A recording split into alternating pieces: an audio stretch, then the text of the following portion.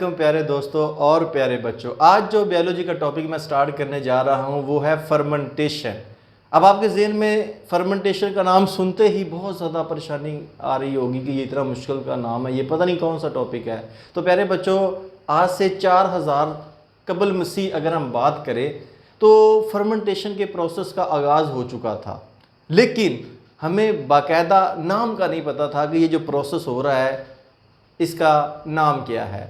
अक्सर आपने सुना होगा कि दूध से दही बनाते हैं, पनीर बनाते हैं, शराब बनाते हैं, स्पिरिट बनाते हैं, डिस्टिल्ड स्पिरिट जिसे हम कहते हैं। तो ये तमाम चीज़ें कैसे बनती हैं? सादा सी आपसे एग्जाम्पल के ज़रिए ये बात स्टार्ट करूँगा कि आपने देखा होगा दूध है, वो आप रखते हैं, लेकिन सुबह जब आप देखते तो वो दूध ही का दूध रहता है, चेंज तो नहीं होता, किसी फॉर्म में नहीं होता। फिर अगला मेरा सवाल है, उस दूध के अंदर थोड़ी सी दही डाल के आप रात को रखते, सुबह देखेंगे तो वो दही बन चुकी होगी। आप बड़े हैरान होंगे। असल में ये जो आपने थोड़ी सी दही उसमें डाली है, जिसे खट्टा कहते हैं, वो बैक्टीरिया होते हैं जो क्या करते हैं, उस दूध में बायोकेमिकल एक्टिविटी करते हैं, जिसके नतीजे में जो आपका दूध होता है वो दही में बदल चुका होता है। तो इसका मतलब ये हुआ कि फर्मेंटेशन एक ऐसा प्रोसेस है जिसमें माइक्रो ऑर्गेनिज्म की मौजूदगी में सबस्ट्रेट को प्रोडक्ट में तब्दील किया जाता है। अब सबस्ट्रेट और प्रोडक्ट क्या है? दूध है, एज अ सबस्ट्रेट काम कर रहा है। इसके अंदर जो आपने माइक्रो ऑर्गेनिज्म डाला है, जो खट्टा डाला है, जो दही डाली है, वो क्या है? वो माइक्रो ऑर्गेनिज्म है। उसको कुछ टाइम चाहिए, जो कि पूरी एक रात का आप टाइम देते हैं, और सुबह देखते हैं जो दूध था आपका दही में बदल चुका होता है। अब दही क्या है? प्रोडक्ट। यानी कि हर वो शय जिसके ऊपर माइक्रो ऑर्गेनिज्म ने एक्ट करना होता है, अमल करना होता है, उस शय को सबस्ट्रेट कहते हैं, और माइक्रो ऑर्गेनिज्म के रिएक्शन के बाद जो नई चीज़ बन जाती है उसको हम प्रोडक्ट का नाम देते हैं। तो प्यारे बच्चों, आइए चलते हैं, मैं आपके सामने सबसे पहले तो इसको डिफाइन करूंगा कि फर्मेंटेशन क्या है। ये वो अमल है जिसमें ग्लूकोज की नामुकम्मल ऑक्सीडेशन रिडक्शन होती है। यानी कि fermentation is the process in which there is incomplete oxidation reduction of glucose. यानी कि वो अमल है जिसमें ग्लूकोज की नामुकम्मल ऑक्सीडेशन रिडक्शन होती है, जिसके नतीजे में मुख्तलिफ प्रोडक्ट्स बनते हैं। अगर हम बात करें कि ये आगाज़ कब हुआ, कब साइंटिस्ट को पता चला, तो in 1857 Pasteur convinced scientific community that all fermentation are the results of microbial activity.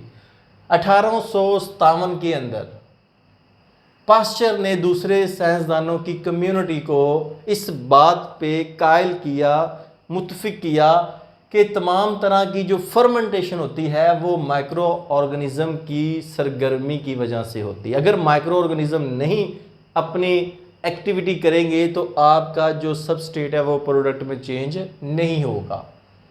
तो शराब है, सिरका है, पनीर है, दही बनाने के लिए माइक्रो ऑर्गेनिज्म का इस्तेमाल 4000 कबल मसीह हुआ। अब हम बात करते हैं कि इसकी कितनी टाइप्स हैं। तो जैसा कि अभी मैंने बात की है कि इनकम्प्लीट इसमें ग्लूकोज की ऑक्सीडेशन रिडक्शन होती है फर्मेंटेशन के अंदर। जब ग्लूकोज ब्रेक होता है तो break down of glucose in cytoplasm is called glycolysis. Glyco mean glucose, lysis mean टूटना। तो ग्लूकोज का टूटना ग्लाइकोलाइसिस कहलाता है, जिसके नतीजे में पैरुविक एसिड का मॉलिक्यूल बनता है। अब पैरुविक जो एसिड है वो या तो एथेनॉल के अंदर चेंज हो जाएगा या लैक्टिक एसिड में चेंज हो जाएगा। अगर एथेनॉल यानी अल्कोहल में चेंज होता है तो इसको अल्कोहलिक फर्मेंटेशन कहते हैं, और अगर वो लैक्टिक एसिड में चेंज होता है तो उसको लैक्टिक एसिड फर्मेंटेशन का नाम दिया जाता है। अब फर्मेंटेशन की अगर हम बात करें टाइप्स की, इकसाम की, दो इकसाम है, अल्कोहलिक फर्मेंटेशन और लैक्टिक एसिड फर्मेंटेशन। जो अल्कोहलिक फर्मेंटेशन है ये यीस्ट के ज़रिए, यानी कि इसमें जो माइक्रो ऑर्गेनिज्म इस्तेमाल होगा वो यीस्ट होगा, और जो लैक्टिक एसिड फर्मेंटेशन है उसमें जो माइक्रो ऑर्गेनिज्म इस्तेमाल होगा वो बैक्टीरिया होगा। यानी बैक्टीरिया की मदद से आपका जो सबस्ट्रेट है वो प्रोडक्ट में चेंज होगा।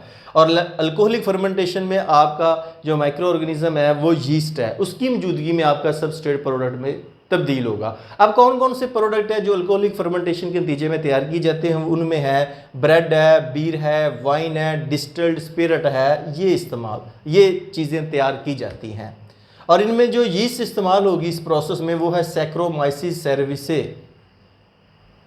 और इसमें अब होता क्या है कि हमारे पास जो ग्लूकोज का मालिक्यूल होता है जब वो पायरुविक एसिड में फर्स्ट स्टेप में चेंज होता है, आगे उसको मज़ीद ऑक्सीजन चाहिए होती है, जिसके नतीजे में उसने कार्बन डाइऑक्साइड और वाटर में चेंज होना होता है, लेकिन क्योंकि ऑक्सीजन इस प्रोसेस में नहीं मिलती, जिसके नतीजे में वो क्या करता है, एथेनॉल या लैक्टिक एसिड में चेंज होता है।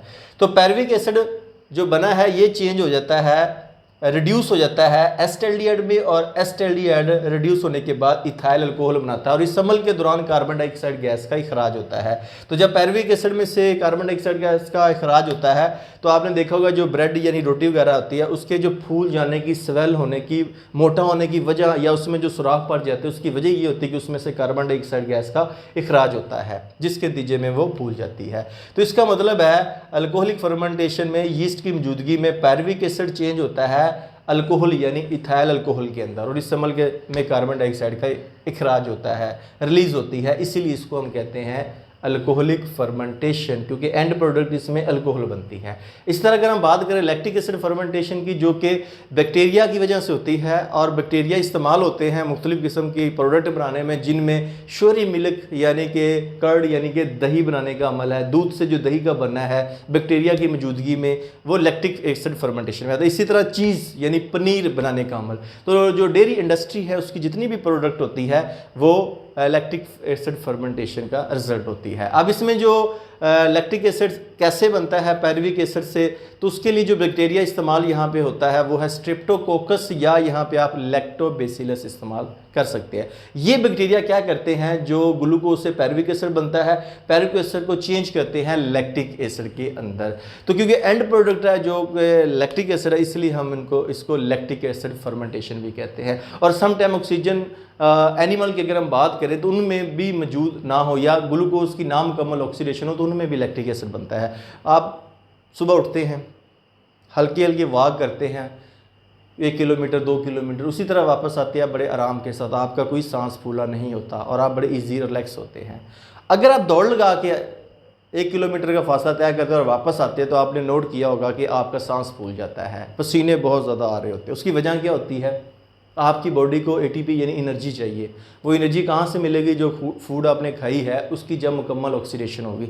जब ग्लूकोज की मुकम्मल ऑक्सीडेशन होती है तो उसके नतीजे में कार्बन डाइऑक्साइड और वाटर बनता है। वाटर जो होता है पसीने की शक्ल में या यूरिन की शक्ल में बॉडी से निकल जाता है, और कार्बन डाइऑक्साइड गैस जो होती है वो रेस्पिरेशन के ज़रिए बॉडी से खारिज हो जाती है। और जब आप स्पीड से दौड़ रहे होते हैं, आपकी बॉडी को ज़्यादा एनर्जी की ज़रूरत होती है, लेकिन आपको उतनी स्पीड के साथ ऑक्सीजन नहीं मिल रही होती, जिसका नतीजा क्या निकलता है कि ग्लूकोज मुकम्मल तौर पे ऑक्सीडाइज नहीं होता, उसकी मुकम्मल ब्रेकडाउन नहीं होती, बल्कि इनकम्प्लीट होती है ब्रेकडाउन, जिसके नतीजे में लैक्टिक एसिड बनता है। वो जो लैक्टिक एसिड बनता है वो आपके पास मसल्स में जमा हो जाता है, लेग्स में या आपके जो 4 लिम्ब बाजू उनमें जमा हो जाता है, जिसकी वजह से आप थोड़ी सी रेस के बाद जब आप बैठते तो आप इस तरह फील करते हैं कि हमारा पूरा जिस्म दर्द कर रहा है और थकावट हो चुकी है। वो जो थकावट का बायस बनने वाला वो होता है लैक्टिक एसिड।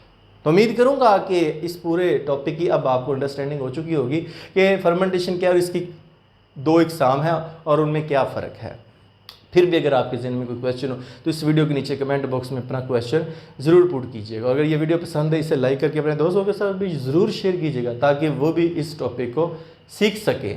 और अगर आप चाहते हैं कि साहब का तमाम जो वीडियो मैं बना चुका हूं वो रिसीव हो तो इस चैनल को सब्सक्राइब करके साथ बेल आइकन का बटन दबाएं और प्लेलिस्ट में जाके अपनी मर्ज़ी के प्रैक्टिकल केमिस्ट्री फिजिक्स बायोलॉजी के या लेक्चर केमिस्ट्री फिजिक्स बायोलॉजी का देख सकते हैं। तो नेक्स्ट वीडियो तक आपसे जा चाहूँगा, अपना बहुत ज़्यादा ख्याल रखिएगा। अल्लाह हाफिज़।